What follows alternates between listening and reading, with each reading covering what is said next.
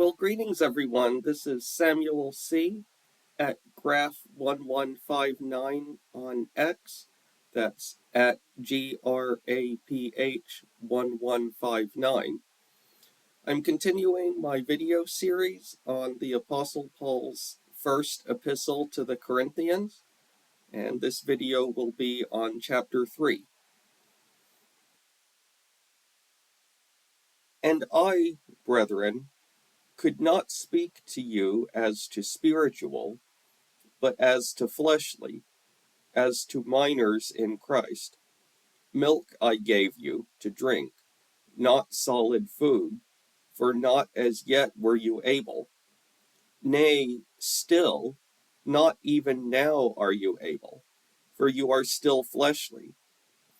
For where there is jealousy and strife among you, are you not fleshly and walking according to man?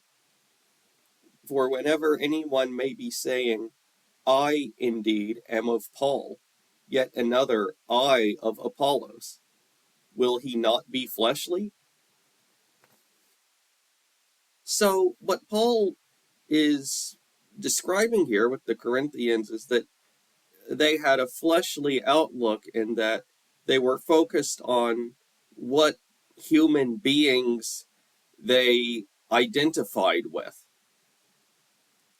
But if you're focused on another human, then you're focused on something that is of the flesh. And Paul goes on then to say, what then is Apollos? Now, what is Paul? Servants are they, through whom you believe, and as the Lord gives to each. I plant, Apollos irrigates, but God makes it grow up, so that neither is he who is planting anything, nor he who is irrigating, but God who makes it grow up. Now he who is planting and he who is irrigating are for one thing, yet each will be getting his own wages according to his own toil.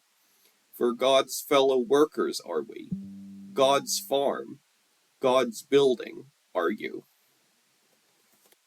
So, the problem with the Corinthians is that instead of focusing on God and the fact that God was using various people, such as Paul or Apollos, they were focused on these individuals themselves. But anything that these individuals were able to do was because of God, and that's what Paul wanted the Corinthians to recognize. Verse 10, according to the grace of God which is being granted to me, as a wise foreman I lay a foundation, yet another is building on it. Yet let each one beware how he is building on it. For other foundation can have, verse 11, for other foundation can no one lay besides that which is laid, which is Jesus Christ. Now if anyone is building on this foundation gold and silver, precious stones, wood, grass, straw, each one's work will become apparent, for the day will make it evident, for it is being revealed by fire. And the fire, it will be testing each one's work, what kind it is. If anyone's work will be remaining, which he builds on it, he will get wages. If anyone's work shall be burned up, he will forfeit it, yet he shall be saved, yet thus, as through fire. So people are always wanting to know, how can they become more spiritual? And in Christian literature, you'll read a lot about spiritual growth and ministers talking about how do you become more spiritually mature. And then people also focus on what kinds of works they need to do in order to get a bigger reward in heaven. But ultimately, spiritual maturity is simply about the degree to which you recognize God, the hand of God, the sovereignty of God, the design of God over your life, and the extent to which you live out your life with the knowledge that you are who you are because of Christ. And ultimately, when our works are evaluated, the key question is going to be, were we doing these works with the consciousness that it was God inspiring and enabling us to do these things? Or were we operating out of our own ambitions and what we thought we could accomplish based on whatever talents uh, we believed we had or whatever wisdom we believed we had? And then Paul goes on, verse 16. Are you not aware that you are a temple of God and the Spirit of God is making its home in you? If anyone is corrupting the temple of God, God will be corrupting him, for the temple of God is holy, which you are. So, how does one corrupt the temple of God? And what does it mean when Paul says that if you do that, God will be corrupting you?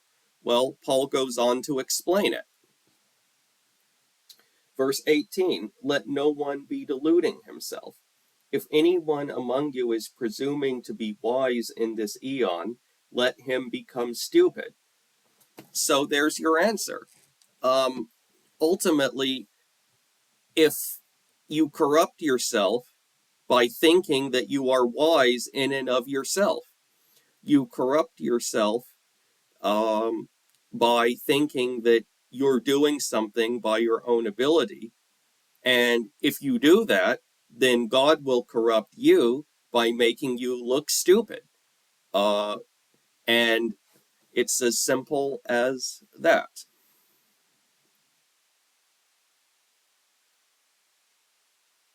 Verse 19.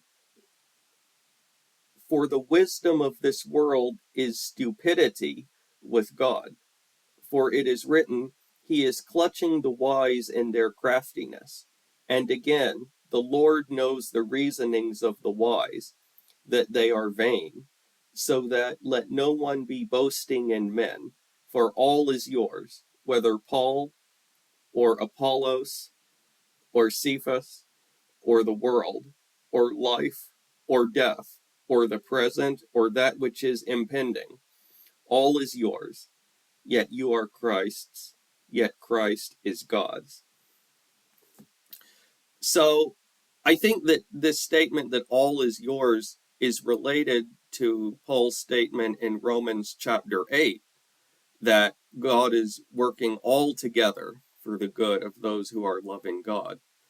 And so when Paul says that,